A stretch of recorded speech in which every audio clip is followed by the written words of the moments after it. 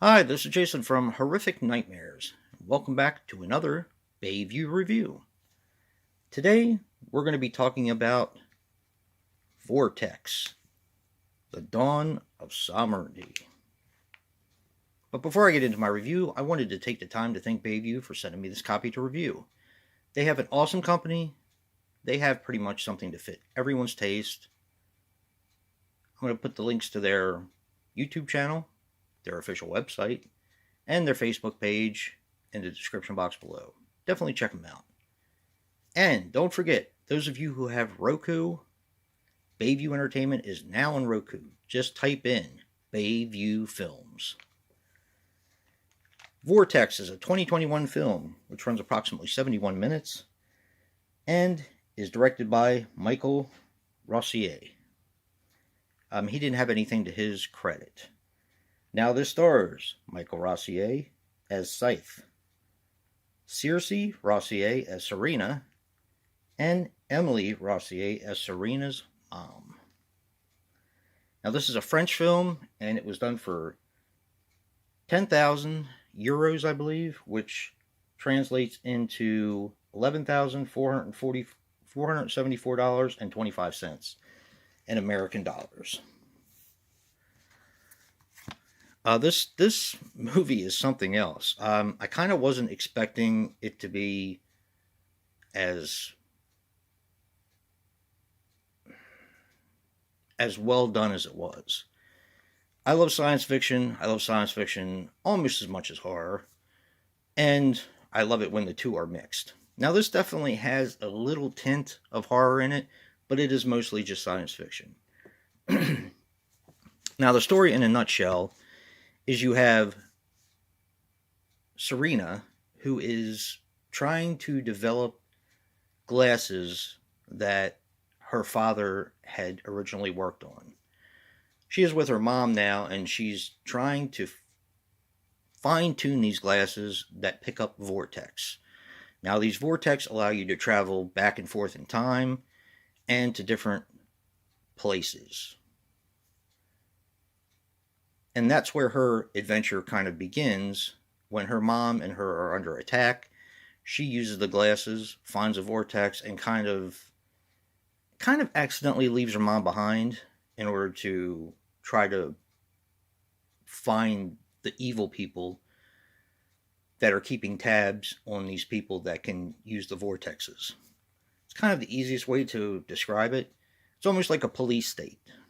This movie is a lot like The Matrix.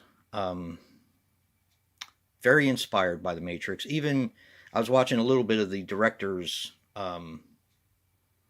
view on the film, because they have that as part of the extras on this. A bonus feature, In the Depths of the Vortex, with the director. And he cites that The Matrix was a big inspiration for him. The thing that separates this from a lot of other science fiction films is this movie plays out a lot like a role-playing game. Kind of like Dungeons and Dragons. Now, the movie is probably over 90% digital, computerized with CGI.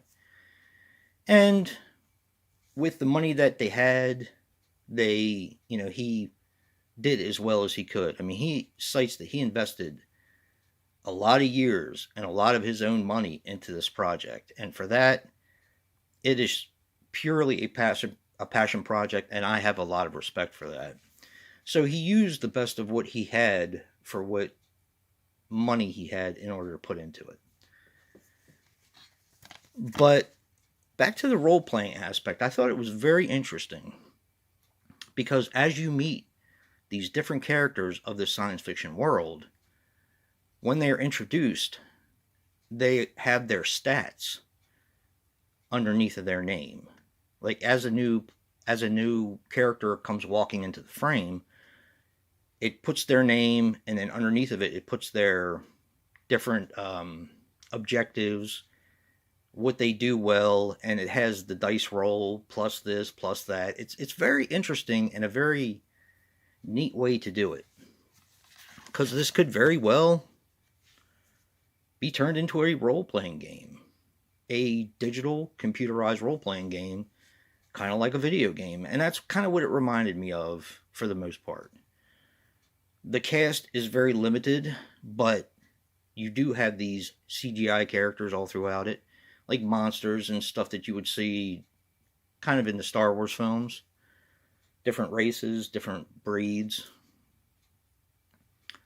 The one con I had for this film, because I thought this movie was done extremely well for what they had, I thought they could have fleshed out the story a little bit more. Because when I was watching it, as I was enjoying the eye candy, the acting's okay. It's not anything to write home about, but it is what it is. He's basically working with family. As you're watching all this eye candy and these really cool ideas come up on the television that you're watching, I couldn't help thinking that the movie is very confusing. And unless you watch this multiple times, it is very easy to miss a lot of what happens in this film. Because there are subtitles. And that's not the only reason. It's just, it moves, it's kind of messy, and it moves through the story in bits and shards, if that makes any sense.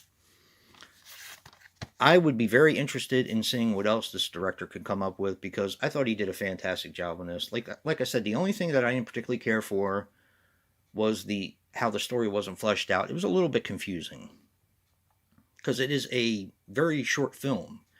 So you're not fleshing out all the different aspects of this world that you're getting into. So if that's the one criticism I have, that would probably be the best one. But it is a beautifully made film. And considering the resources that they had, I was pretty blown away. If you are a science fiction fan and you like movies like The Matrix and stuff like that, definitely check this one out.